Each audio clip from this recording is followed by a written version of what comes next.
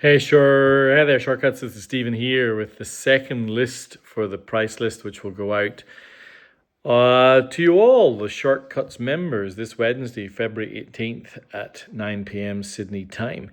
I just recorded the video for list one, which is bands from the 90s. And this is a genre mix of synth pop from the UK in the 80s, Japanese jazz, blues, all sorts in here, country as well. All right. So, for those of you who aren't aware, every record you're about to see will be for sale. It'll be on this price list. If you would like to be on the price list, click on the link in the description below or hang around to the end of the video and I'll tell you what to do. All right, I am kicking off with a jazz record. In fact, I'm kicking off with the Japanese jazz record. And in fact, I'm kicking off with my favorite Japanese jazz record of all time. It is Midnight Sugar by the Tsuyoshi Yamamoto Trio. This is on the fabled Three Blind Mice label. This is the 2025 remaster that is released in Japan only. I had to import this separately from everything else I do. And it is just because I love these Three Blind Mice classic records from the 70s more than just about any music I've discovered in the last 5 years of being in this club. Tsuyoshi Yamamoto is a Japanese jazz pianist. His reputation is built completely on touch, swing, and that in the room immediacy that comes from truly understanding how an audiophile listener wants to absorb music. The original press of this record includes a map of the room with the placement of the microphones. And I think that is fascinating because I have never heard piano recorded like this album, either before or since. Nothing sounds like this. I know there was a jazz boom post-war. I've been reading back on how you get to this trio, but setting all that aside because the culture of the jazz kissa bars and everything that leads to this in the early 70s is really fascinating and quite sacred to me. It's the sound of this record. It is still mind-blowing. I listened to it in absolute awe. The idea that there are these little microphones inside the piano, that there are these, you can hear the hammer falling on occasion. You can hear the three musicians talking to each other.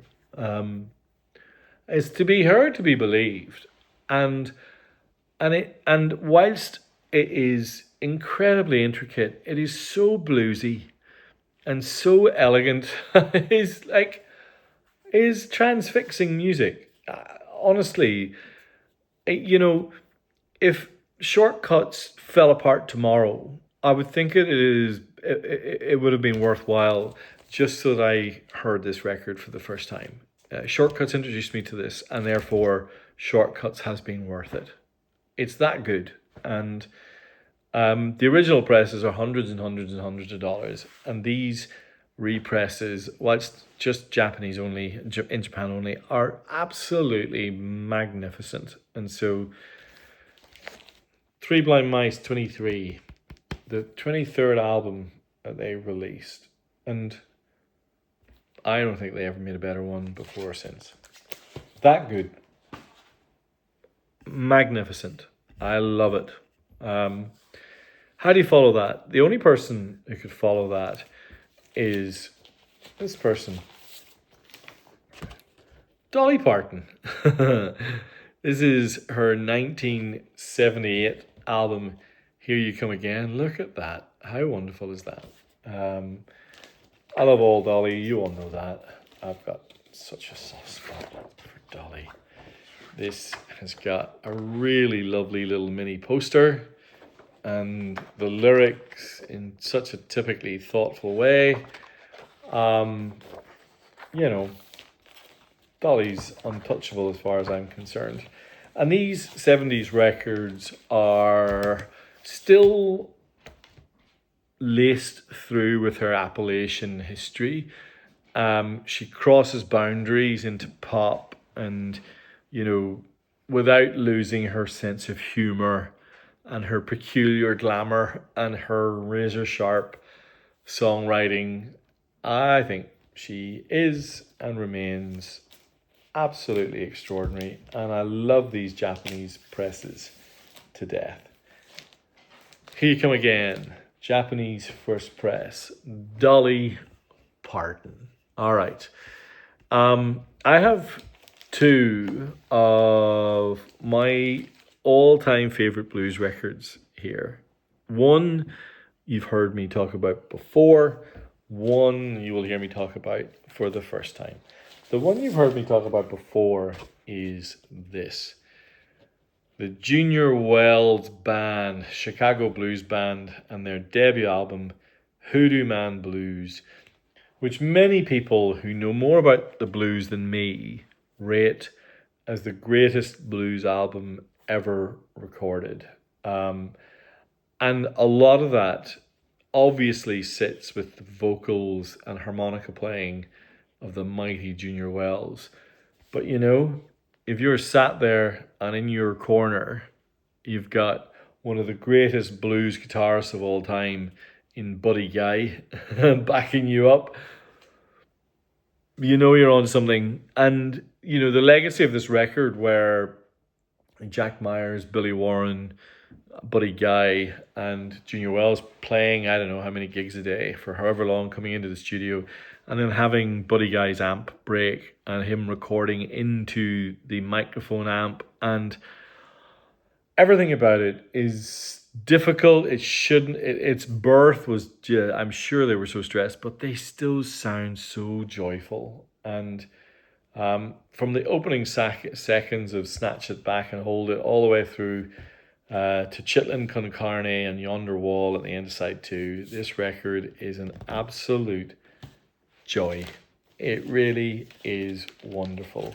And so these Japanese P-Vine pressings have been part of Shortcut's legacy.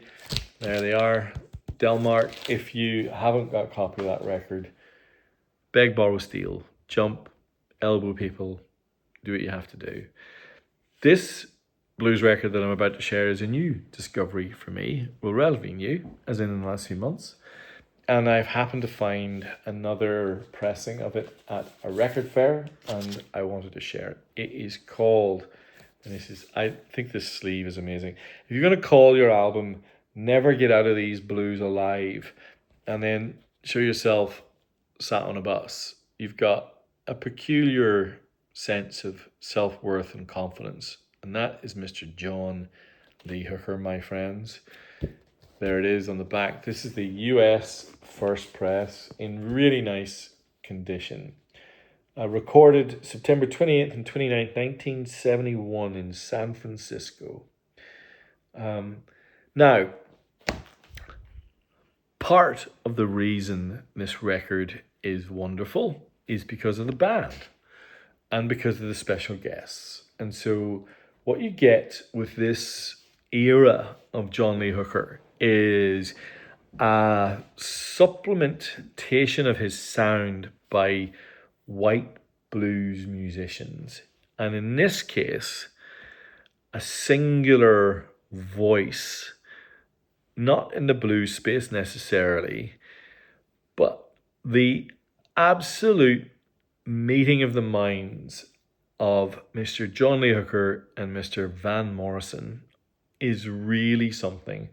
The final track on this, the title track, Never Get Out of These Blues Alive, is worth the price of entry alone, as John Lee Hooker introduces Van Morrison, who vamps on the themes that John Lee has introduced in the most extraordinary way, while the band just charge along behind them.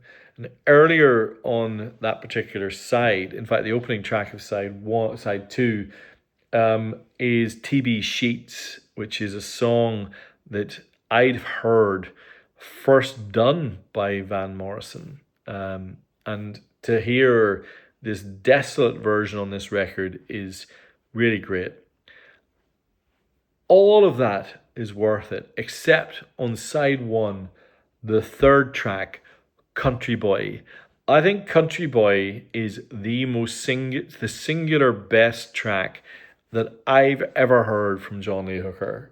I'm not going to explain anything about it other than to say, seek it out on Spotify or buy this record and turn it up and play it at 11 because it's that good. This record is fantastic. Never Get Out of These Blues Alive by John Lee Hooker.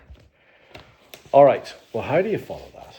Well, what you have to do is change genre, which is the beauty of this genre list, and reminding myself what's coming next. Oh yeah, the Japanese first press of Raising Hell by the mighty Run DMC out of Queens, New York. These guys are part of the movement that kind of essentially rewired modern music, and hip hop has become pretty much everything. You know, look at the debate over Bad Bunny's performance in the Super Bowl halftime show. It still shows music is still relevant, even though it's laced with the most predatory politics in this particular case. But that was a hip hop show. My son, my 13-year-old, and I have been to quite a number of hip hop shows over the last year because that's his genre, and I want him to go and see live music. And it's been new for me. It's a different live scene, that's for sure.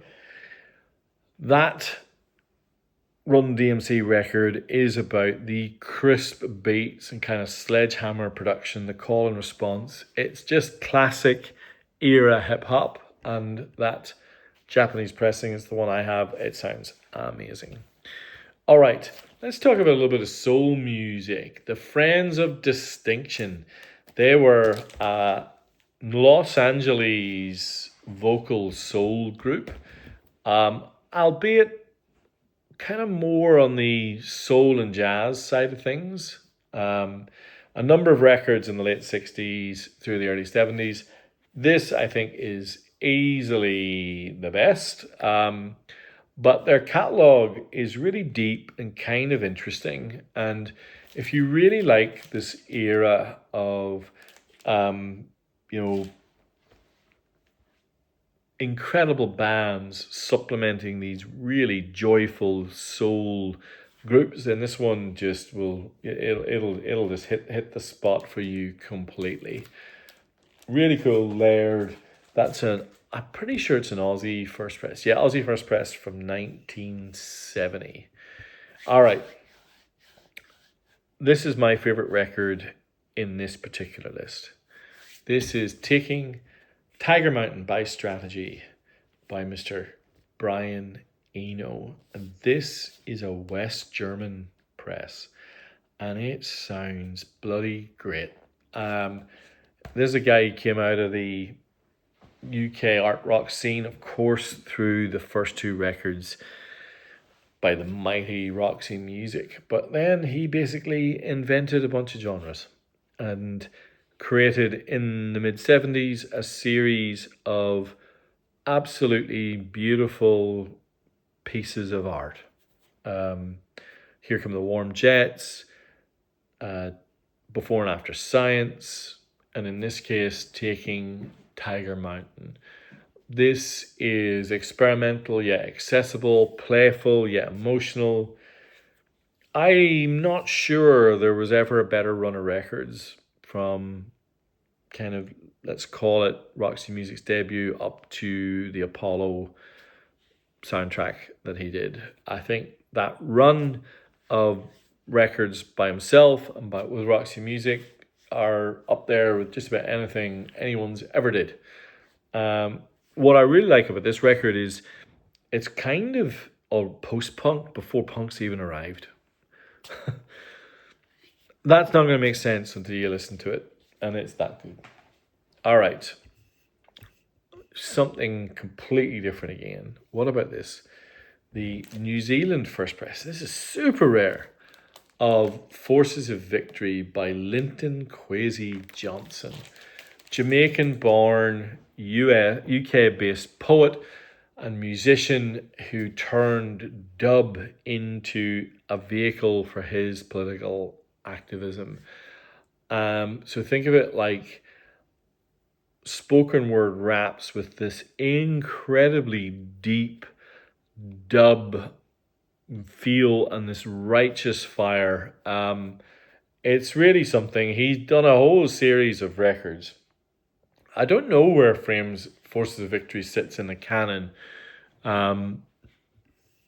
but well worth digging into. And yeah, look at that back sleeve. Lovely copy as well. All right, I'm very conscious of time. What about this? This is kind of a bit of a blues masterpiece. This is Super Blues by Bo Diddley, Muddy Waters, and Little Walter. I always feel sorry for Little Walter. Imagine being third on the bill to Bo Diddley and Muddy Waters. Oh my gosh. This is, they all join forces, of course. And this is just a joyful explosion. The listening notes at the back of this are pretty great. Recorded in Chicago, Illinois in January 1967 under the supervision of Phil and Marshall Chess. Really, really something. This is the Australian first press, by the way, and it's in schmick condition. All right, let's do a couple more pivots and then we'll wrap this list up with a bunch of UK new wave. This is the album 2 by DJ Honda, the Tokyo to New York based hip hop bridge figure, international producer, kind of more East Coast than West Coast, so you kind of get, you know, hard drums and really interesting samples. This is the 1998 US first press of his second record, which I think from reading some of the reviews is probably his most highly regarded, and it pretty much belts off the speakers. There's a lot of details on the samples and stuff at the back here as well. If you like your hip hop, I think you will find that pretty much the definition of fun. Now, these next 5 records are all UK first presses. I'm just going to kind of run you quickly through them. There's Level 42, Standing in the Light. There's Quartet by Ultravox. There's Sea Jungle Go by Bow Wow Wow. I love that sleeve on the back. There's Talk Talk Talk by the Psychedelic Furs. And there's Bangs and Crashes by Go West. These are all UK first presses. The sleeves are kind of harder cardboard, higher quality than the Australian equivalent, but the vinyl is lovely, really lovely, and a lot of fun to listen to. These are not expensive, but they sound way better than they have any right to. So I had put it. Kind of highlights, of course, the Psychedelic Furs, Talk Talk Talk is a fantastic record, and this UK first press that kicks off. In fact, I'm going to say, I'm going to have to go back and check these because I have a funny feeling these might be US first presses. That's definitely the US first press. But of course, this kicks off with Pretty in Pink, one of the killer songs of the early 80s. And, you know, the rest of the album kind of lives up to it. I really like Bow Wow Wow. And this Ultravox Quartet album, holy moly, this thing cranks it. I'm just going to double check. Yeah, this is the UK first press on Chrysalis. Another one well worth giving a listen to. All right, Ultravox, Psychedelic Fairs, Go West, Bow Wow Wow, and Level 42. There's a way to finish a list. All right, my friends, with that, I'm going to sign off. As always, price list will go out this Wednesday, the 18th at 9 p.m. This Wednesday, Sydney time. If you'd like to see this price list, drop me an email, shortcutsrecordsaus@gmail.com, or click on the link in the description below. Thank you all. Please leave a comment. Let me know you're out there. And I'll speak to some of you on Wednesday. Bye.